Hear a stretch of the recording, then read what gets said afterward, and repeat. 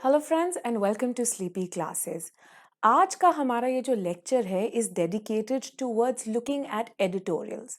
Now when we look at editorials, काफ़ी बार हमें बच्चों का ये क्वेश्चन आता है कि आप अगर पॉलिटिकल साइंस ऑप्शनल या आगे कोई भी अगर और ऑप्शनल होगा, आप न्यूज़पेपर को किस तरह पढ़ें so that you are able to understand the requirements of the optional as well, and optional के कुछ जो theoretical elements हैं आप उनको भी उनके अंदर ingrain कर पाए।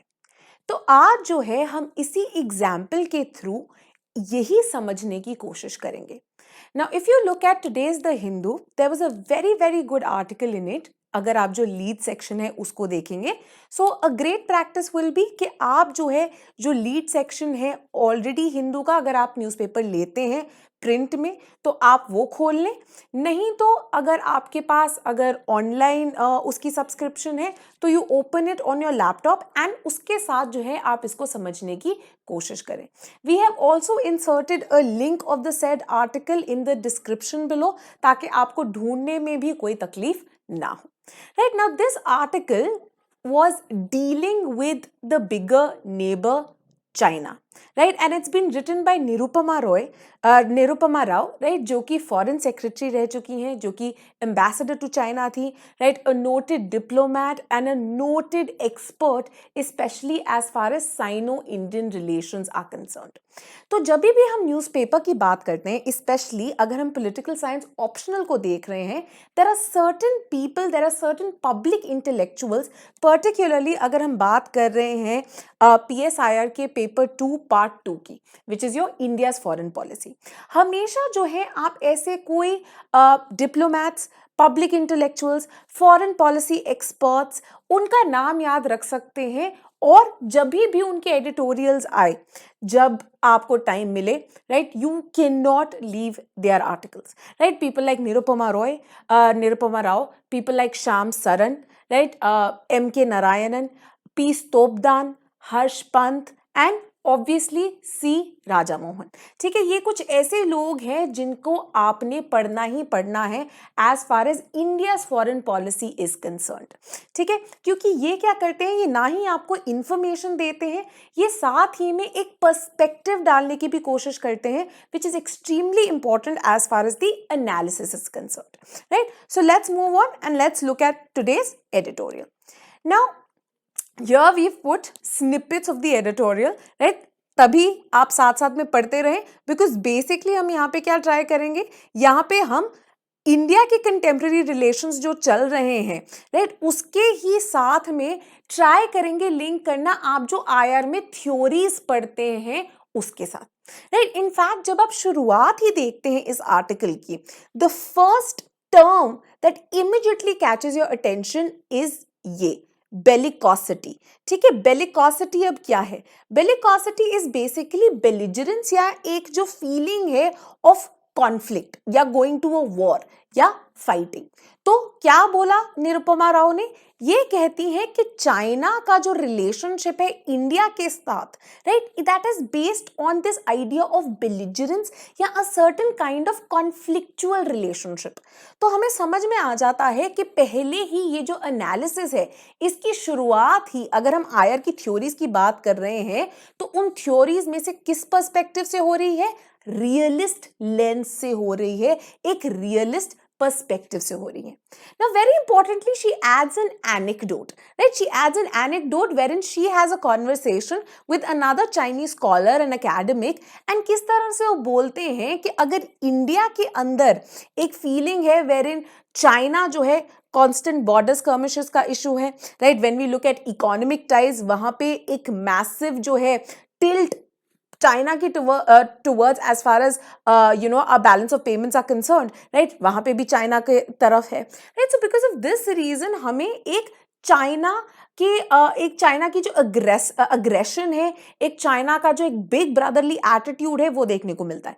पर on the other hand we have this Chinese scholar who is saying that India also tries to belittle China sovereignty, right. तो यहाँ पे आप किसका एग्जाम्पल दे सकते हैं? You can take up the issue of Tibet and Dalai Lama जो कि इंडिया में धर्मशाला में है। ठीक है, तो अब ये क्या है, this is a classic example. हम किसका ले सकते हैं, it is a classic example जो कि हम गेम थ्योरी में, रियलिज्म में बहुत बार पढ़ते हैं, that is a security dilemma. ठीक है, तो आप यहाँ पे again when you are analysing India China का relationship, another term, another perspective that you can look at is what? The security dilemma, right? That because of this reason आपकी border skirmishes के issue हो गए, economic issues हो गए, right? उनके कारण जो है एक constant sense of security dilemma बना रहता है, plus both of these powers are what? Nuclear powers also. Another great lens that you can use to analyze, यही आर्टिकल के अंदर आप जो मेंशन कर सकते हैं जब आप निरुपमा राव को पढ़ रहे हैं, आप देख रहे हैं एक कौटिल्यन analogy will also fit very well here, right? अब कौटिल्य हम कहाँ पे पढ़ते हैं, कौटिल्य हम पढ़ते हैं PSIR के पेपर 1 पार्ट ए में।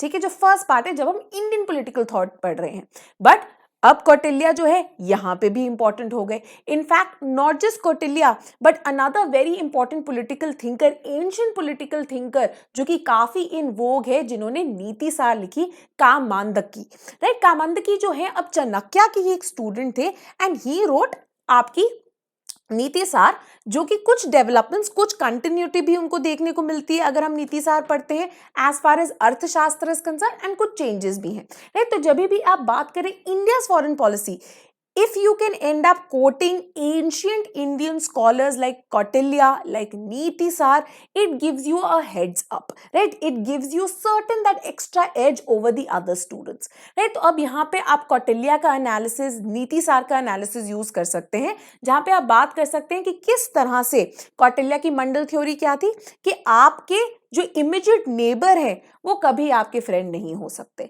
ठीक है, you will always have a conflictual relationship with them. So again following a classical realist lens but using Indian political thought, आपको कौन मिल रहे हैं, कौटिल्य मिल रहे हैं। ठीक है, now when we move on into the analysis of the entire article, we look कि किस तरह से now Nirupama Rao also starts talking about the various summits. ठीक है, अब summits की अगर हम बात करें तो there have been a number of informal summits जो कि बाइलेटरल समिट्स हैं, जो कि चलते आए हैं इंडिया एंड चाइना के बीच में, right? The most recent examples of which were Wuhan के अंदर जो हुआ था जब हमने बात की थी the idea of Wuhan spirit, right? Immediately after it however we had a crisis in Doklam, and Doklam की करेक्शन हमने करने की कोशिश की in another bilateral informal summit जो कि कहाँ हुआ, आपके चाइना के पास, आपके ममल्लपुरम में। ठीक है, जहां पे हमने क्या कहा, हमने बोला कि हम कोशिश करेंगे to renew the Wuhan spirit, right? So एक तरह से निरुपमा राव बोलती है, when you look at the various summits, when you look at the various the kind of bilateral as well as multilateral relationships that they are having, right? Now India and China जो है कितने सारी groupings में इकट्ठे हैं, right? UN में तो चले, एक हम बात कर लेते हैं, जनरल हायरार्की ड्रॉ आउट हो गई है because China is a permanent member, but उस परमानेंट मेंबर को भी we have to remember that Nehruvian India had supported China's permanent membership in place of Taiwan. ठीक है, कि उन्होंने बोला था कि मेनलैंड चाइना को लेके आइए, राइट? तो बाइलेटरल समिट्स भी है, मल्टीलेटरल समिट्स भी है in the form of BRICS grouping हो गई, SCO हो गई, राइट? एंड साथ ही में the idea that we are the two emerging Asian giants, emerging economies जो कि अभी के जो स्टेटस कोइस्ट वेस्टर्न पावर्स हैं उनको चैलेंज करने के लिए आए हैं, right? So there are a number of various areas of commonality. अगर डिफरेंसेस एग्जिस्ट करते हैं तो वेरियस कॉमनैलिटीज भी एग्जिस्ट करती हैं, right? Now what is a way of ensuring peaceful coexistence, right? One of the ways जो कि हम IR theory में भी पढ़ते हैं, जो कि complex interdependence theories जिसकी बात करते हैं, liberal institutionalist जिसकी बात करते हैं, regime theories जिसकी बात करते हैं। regimes क्या होते हैं? rules and regulations, right? जिनके basis पे आपकी international organizations, institutions, multilateral groupings जो है काम करती हैं। So what do they say? You lay down a yardstick of rules and regulations, and when boundaries are set, what happens is that now I am not scared of my neighbor, because उनको बता दिया है कि आपकी boundaries जो हैं या एक जो आपने अपने लिए एक दायरा सेट कर लिया है, that is इतना सा, राइट? साथ ही में by trust building, confidence building, providing a platform for regular and constant interactions between the leaders.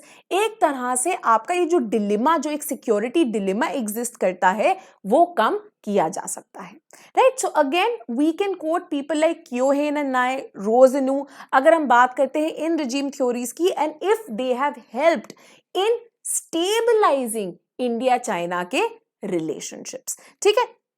साथ ही में this part given by Nirupama Rao is extremely important, right? ये बात करती हैं कि किस तरह से बाय कॉन्स्टेंट जब आप होल्ड करते हैं आपके जो इनफॉर्मल समिट्स हो गए, एटलीस्ट इन ग्लोबल पॉलिटिक्स बाकी पावर्स को क्या लगता है कि अब डिस्पाइट द डिफरेंसेस जो कि आपके बॉर्डर्स पे चल रहे हैं, at least in the areas of commonalities, चाहे वो इकोनॉमिक एंड ट्रेड हो गया, चाहे वो कल्चरल कल्चरल रिलेशंस हो गए, चाहे वो हिस्टोरिकल एंड सिविलाइजेशनल रिलेशंस हो गए, आप एटलीस्ट वहां पे किसी तरह की जो है एक कोऑपरेशन, एक इंटरैक्शन कॉज करने की कोशिश कर रहे हैं, which can ensure peace and tranquillity in the longer run. And in fact हम यही बात करते हैं that for the longest time ये पॉसिबल भी हो रहा था। However in the near past, ठीक है, स्पेशली आपका 2018 onwards when we have seen the rise of these two big leaders, right, Xi Jinping in China and Narendra Modi in India, there has been an increased confrontation. Why? Because now suddenly as emerging powers हमारी जो national एक तरह से identities हैं, right, वो और भी ज़्यादा जुड़ गई हैं to this idea of our territory and how it is perceived to the outside world as well, right? So we don't want to be seen as being weak, है ना, कि अगर चाइना हमारे अंदर घुस के कुछ करने की कोशिश कर रहा है कि हम उनका मुंह तोड़ जवाब दे सकते हैं, right? This was proved in case of Pakistan जब हमने बात की थी ऑफ वेरियस सर्जिकल स्ट्राइक्स। अब चाइना के रिगार्डिंग जो है, because it is a bigger power, it is a great power, right? तो इसके कारण the kind of attitude that may be that we have towards Pakistan, वैसा हम चाइना की तरफ नहीं रख सकते, right? So we have to devise new methods of dealing with a more belligerent, with an aggressive China, ठीक है? एंड इसी की बात करते हुए निरुपमा राव जो है अब कुछ आपको एग्जाम्पल्स देने की कोशिश करती हैं, right? So for example she talks about the various kinds of agreements जो कि चलते आए हैं, right? So it's not like कि हमेशा ही there was a sense of animosity. In fact ये कहती है 1990s onwards there was a constant attempt to renew Nehruvian spirit. Now remember Nehru ने क्या बोला था, हिंदी चीनी भाई भाई, ठीक है? Nehruvian idealism on this India and China की जो फ्रेंडशिप थी, उन्होंने 4 पिलर्स पे बेस की थी।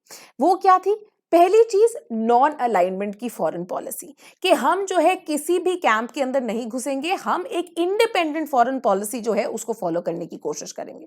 साथ ही में दोनों क्या करते थे, दोनों ही एक socialist form of economy follow कर रहे थे, राइट? नाम के लिए चाहे चाइना जो है कम्युनिस्ट था, बट एक बिलीव था कि that is also a form of scientific socialism, ठीक है? साथ ही में एक और कॉमनैलिटी का एरिया क्या था, स्टॉन सेक्युलरिज्म।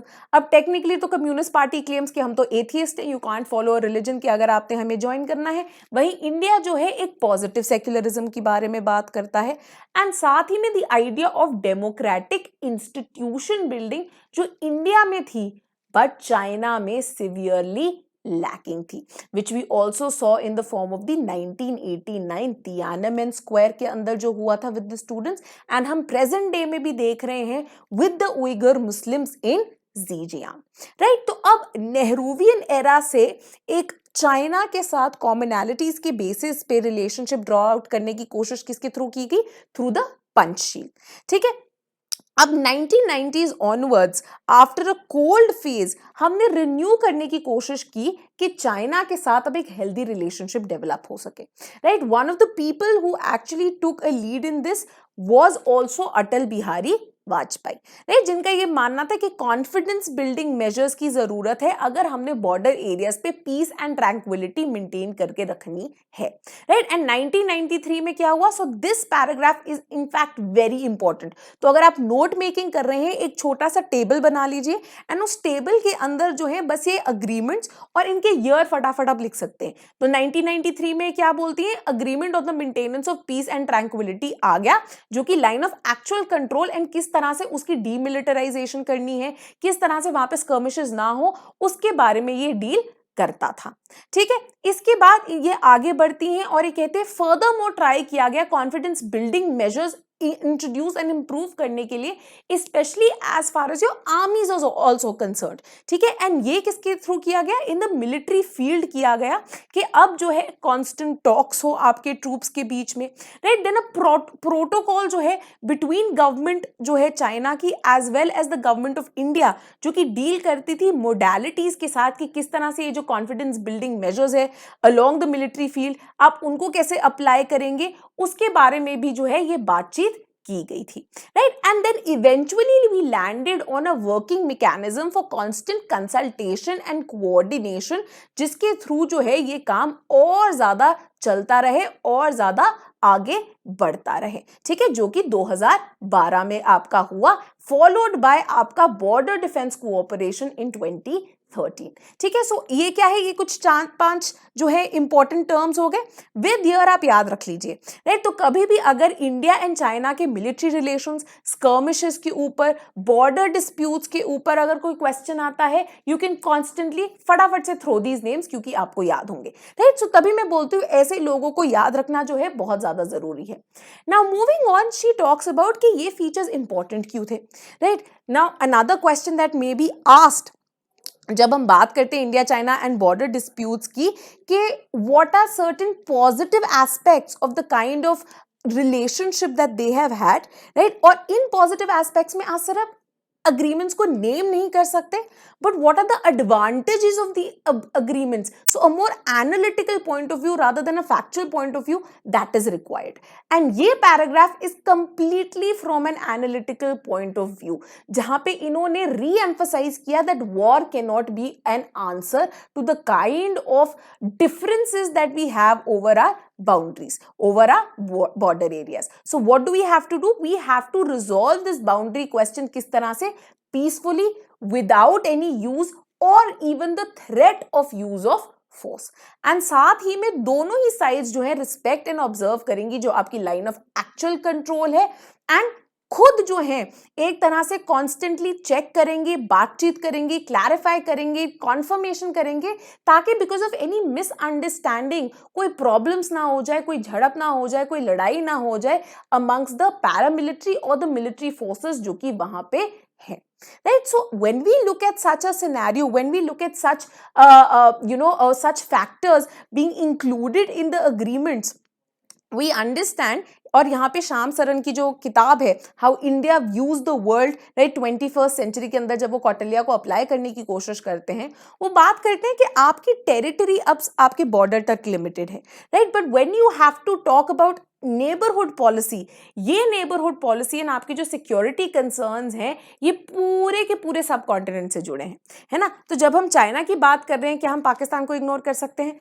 नहीं इग्नोर कर सकते। In fact one of the reasons, one of the major issues जो कि इंडिया एंड चाइना के बीच में आया है is also because of the fact कि चाइना जो है अपना जो आपका BRI इनिशिएटिव है, राइट, वो गिलगिट बल्तिस्तान जो कि एक डिस्प्यूटेड एरिया है, जो कि हम कहते हैं पाकिस्तान ऑक्यूपाइड कश्मीर है, उसके थ्रू वो लेके जा रहा है in the form of the China Pakistan economic corridor, right. So अब हमारी जो सिक्योरिटी कंसर्न्स है, चाहे वो सिर्फ इंडिया और चाइना के बीच में हो, बट उनके जो वाइडर स्पिल ओवर इफेक्ट्स है वो बाकी कंट्रीज में भी देखने को मिलते हैं, and that is again something that we have to keep in mind constantly, right. Along with this again Carnegie endowment का एक पेपर है वेरी इंपॉर्टेंट, वो भी आप यहाँ पे अप्लाई कर सकते हैं, that how we have to apply a realist lens constantly with regard to China, right. हमने डोकलाम में उनकी अग्रेशन देख लिया है, हमने उसके बाद आप Doklam was in the eastern sector, right, आपके सिक्किम में।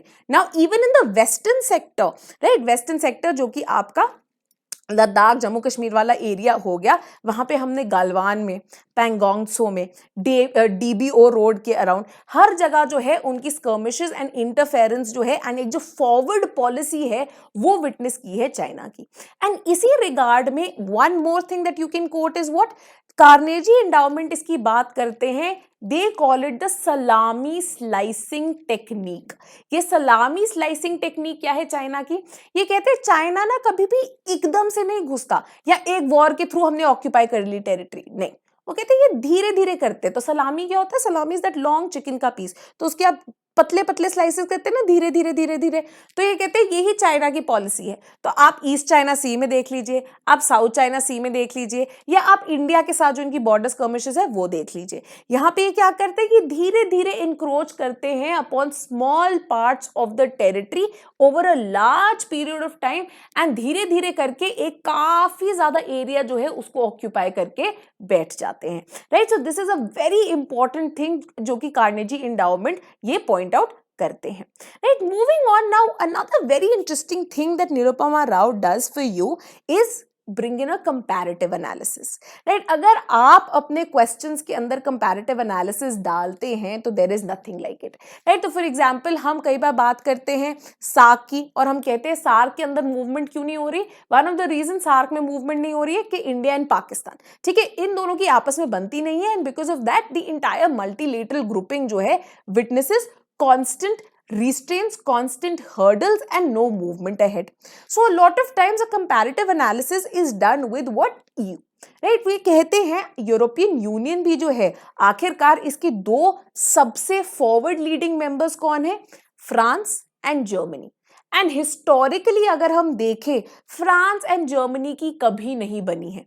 तो ये कहते हैं अगर फ्रांस एंड जर्मनी की बन सकती थी through economic relations, through linking their manufacturing and आगे economic capabilities which eventually led to political linkages as well, तो maybe a similar aspect is also possible with India and Pakistan, ठीक है। So comparative analysis आपका दिमाग खोलता है, it makes your answer multi-layered। इसी तरह का comparative analysis अब आपको फ्री में निरुपमा राव करके दे रही है in the form of China and Russia का relationship, right? Now China and Russia का relationship also hasn't been always smooth। In fact, if you look at the Cold War period, तो एक जो period of deterrence आया था US and USSR के बीच में, एंड तब जो है एक अच्छे रिलेशंस थे, बट आफ्टरवर्ड्स क्या हुआ था? निक्सन ने एक बहुत ज्यादा कोशिश की थी टू वू चाइना, कि हम चाइना को अपनी तरफ पुल कर लेते हैं। एंड ये कैसे पॉसिबल हुआ था? अब कौटिल्य ने क्या बोला है? कौटिल्य ने बोला नेबर नेबर का फ्रेंड नहीं हो सकता। तो नॉर्दर्न एस्पेक्ट में तो तब यूएसएसआर जो है, जो इंटेग्रेटेड यूएसएसआर था, तब तो वो भी चाइना का नेबर था, तो चाइना और उसकी कैसे बनती? तो क्या हुआ? इनफैक्ट नॉर्दर्न बाउंड्री पे भी 1960s में बॉर्डर स्कर्मिशेस हुई हैं between Soviet Union and China, and this very bloody incident जो कि 1969 में हुआ था, which is called the Damansky island, right, जहां पे इनफैक्ट खून खराबा भी हो गया था। However, moving on in the 21st century, right, 1989 onwards, which was the last phase of USSR, जब मिखाइल गोर्बाचोव आए, एंड 1991 में तो यूएसएसआर ही क्रम्बल हो गया, ठीक है। 1991 ऑनवर्ड्स अब यूएसएसआर ने क्या कोशिश की कि हम चाइना के साथ एक स्टेबल एंड बैलेंस्ड रिलेशनशिप बनाए, and being the bigger power उन्होंने बोला that we will take the first step forward, right. तो उन्होंने क्या किया? उन्होंने बोला देखिए हमारे जितना मर्जी आप कर ले, जब तक आपकी बाउंड्री एरियाज नॉर्मलाइज नहीं होते हैं, वहां पे आपकी स्कर्मिशेस बंद नहीं होती हैं, your relationship can't be taken forward. So what did they do? उन्होंने सबसे पहले एक जो मीडियन लाइन थी, राइट, जो कि उनकी बाउंड्री के वहां पे आती थी, विच वाज द उमार उसूरी रिवर, उसको बाउंड्री की तरह सेट कर दिया गया। And in fact this was a huge concession जो कि फॉरवर्ड किया गया था from USSR towards who? Towards China. In fact a similar thing can also be seen अगर हम इंडिया एंड बांग्लादेश का रिलेशनशिप देखते हैं एंड यूएन क्लॉज की एक जजमेंट देखते हैं विद रिगार्ड टू हमारे EEZ in the Bay of Bengal. तो यूएन क्लॉज का जो वर्डिक्ट आया था, इंडिया ने उसको क्वेश्चन नहीं किया, एंड उसके कारण क्या हुआ? बांग्लादेश का ऑब्वियसली एरिया बढ़ गया, we had to lose out some, but उससे क्या होता है? एक secure safer relations, trust building के लिए कितना अच्छा है that Bangladesh now doesn't feel कि इंडिया जो है ऐसा बिग ब्रदरली ट्रीटमेंट कर रहा है, right? So it can be a step forward in improving the relationship between neighbours अगर जो बिगर पावर है वो ऐसा एक लिबरल अप्रोच सामने रखे, राइट? तो इनफैक्ट हम यही कहते हैं कि अगर हम एंशियंट टेक्स्ट से कुछ लेसन्स ले भी रहे हैं, may be we shouldn't mechanically apply them to the contemporary situations, because sometimes we can look at new solutions जिनके कारण स्टेबल पीसफुल रिलेशंस बन सकते हैं रादर देन कॉन्फ्लिक्चुअल वंस, ठीक है? सो ये आइडिया जो है बहुत ज्यादा जरूरी है। सिमिलरली मूविंग ऑन, वो दिखाते हैं किस तरह से 1990 में रशिया जो सोवियत यूनियन थे एंड चाइना, उन्होंने agreement on guidelines of mutual reduction of forces and confidence building भी किया, जहां पे उनकी जो सीबीएम्स थी, जो आपकी मिसाइल्स थी, उनके रिगार्डिंग भी जो है उनकी रिडक्शन कहां पे वो प्लेस्ड है कि एटलीस्ट 100 किलोमीटर दूर हो एक दूसरे के बॉर्डर से, ये सब करने की भी कोशिश की।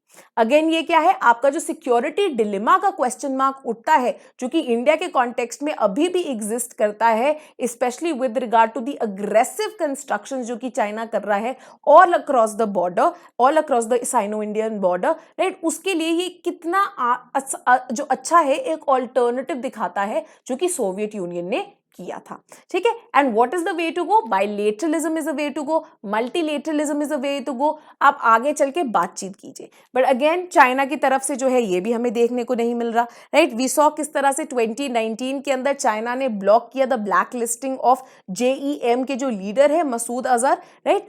उनकी जो ब्लैक लिस्टिंग है वो उन्होंने मना कर दी in the UN list. Similarly NSG की जो एंट्री है, ना एक ही ग्रुपिंग बची है, न्यूक्लियर ग्रुपिंग एनएसजी, जिसके अंदर जो है इंडिया जो है मेंबर नहीं है, राइट? बाकी तीनों के अंदर जो है अब इंडिया है, और वो एनएसजी में भी कौन ब्लॉक कर रहा है? चाइना ब्लॉक कर रहा है, जहां पे उन्होंने इंडिया की पार्टिसिपेशन को लिंक कर दिया है पाकिस्तान की पार्टिसिपेशन के साथ, right? So another example that you can put on here, right?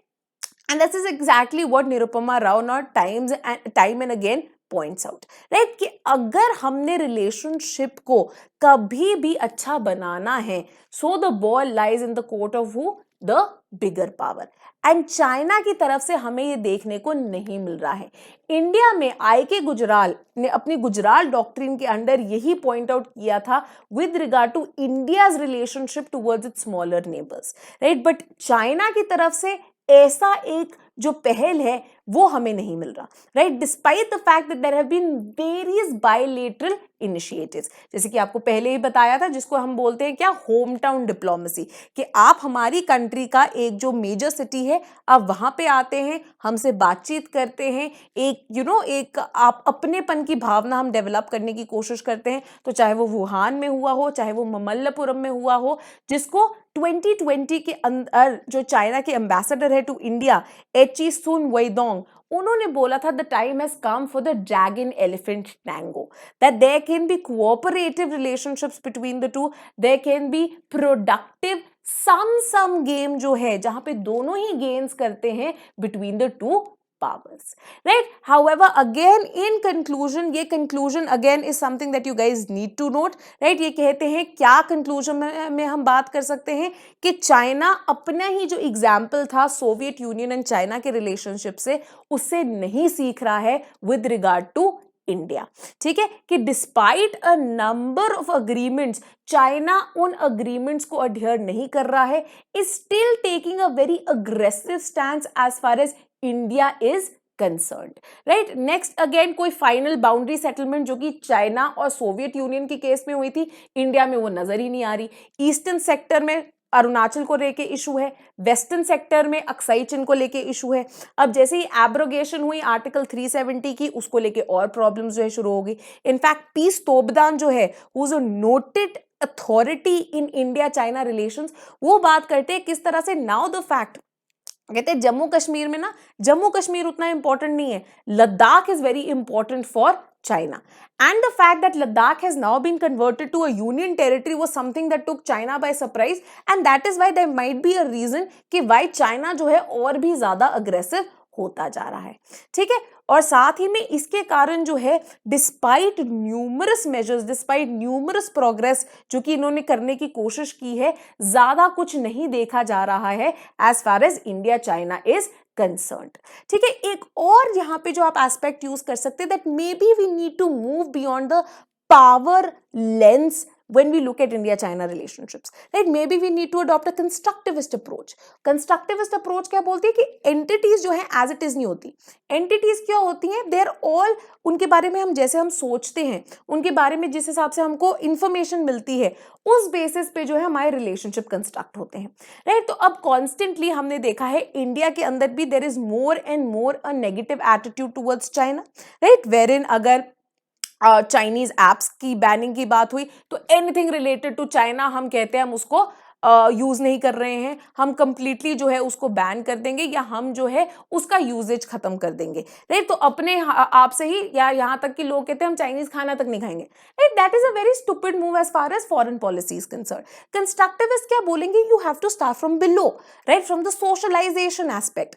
अगर लोगों के बीच में ही, this is exactly what's happened with Pakistan, that there is this constant idea of otherness, and अगर आपकी खुद की population is not okay with building a positive relationship with your neighbor, तो फॉरेन पॉलिसी के अंदर कभी भी वो एक प्रोग्रेसिव चेंज नहीं आएगा, right? So there is this big question that we have to tackle, that has the time come that we have to let go of this realist lens and approach Indian China relationships with a more constructivist perspective, right? तो इस तरह से अगर आप editorials को एक analytical point से देखते हैं, एनालिटिकल व्यू से देखते हैं, और एग्जाम्पल्स और थ्योरिस्ट्स इन सब के साथ लिंक करने की कोशिश करते हैं, तो आपके आंसर्स एंड टॉपिक्स एक बार में रेडी हो सकते हैं, right? So this is the kind of view that you have to adopt, and this is something that we will also try doing in our political science का जो हम course चलाएंगे, right, for you guys, right?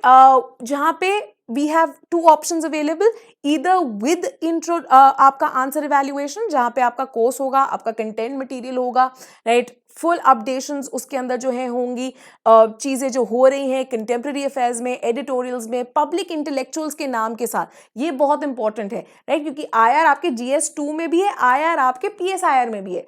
PSIR के IR में जब तक you are not mentioning people, you are not linking it with theories, आपका answer is of no use. It is a generalist answer then, right? Which is something again we will be trying to teach you in this course, right? Along with answer writing, along with the dashboard for your doubt clearance. ये जो है 15th मार्च onward शुरू हो रहा है, इसकी details हमारी website पे अवेलेबल है, राइट? साथ ही में also keep watching concept of the week, जहाँ पे हम हर संडे को आपके साथ एक कॉन्सेप्ट डिस्कस करते हैं पॉलिटिकल साइंस का, टू क्रिएट मोर अवेयरनेस, एक ज़्यादा आपकी नॉलेज क्रिएट करने के लिए, ताकि ये आपके ऑप्शनल के अंदर आपकी हेल्प कर सके।